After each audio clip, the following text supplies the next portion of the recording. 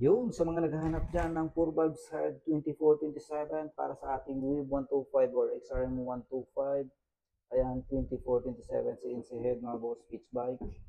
Eto na siya mga bossing, pitch bike na yung ating cylinder head. Sa mga interesado dyan. Ayan, napaka-solid mga bossing. Oh. Maganda to gamitin sa cylinder block na 68 to 70 mm mga bossing. Ayan.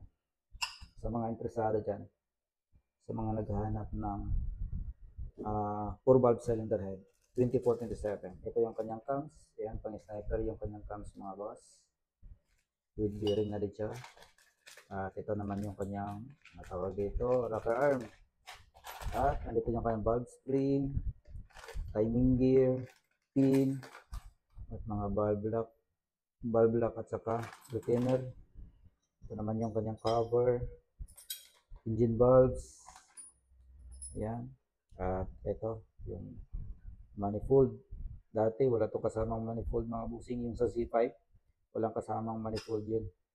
So ito sa pitch bike meron na.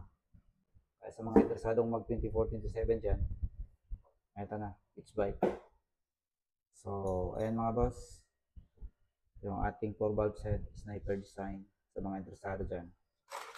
So sa mga di pa nakafollow, kung interesado kayo ma-update sa mga paparating pa na parts para sa ating mga motor, pwede na kayo follow. Ride safe mga boss.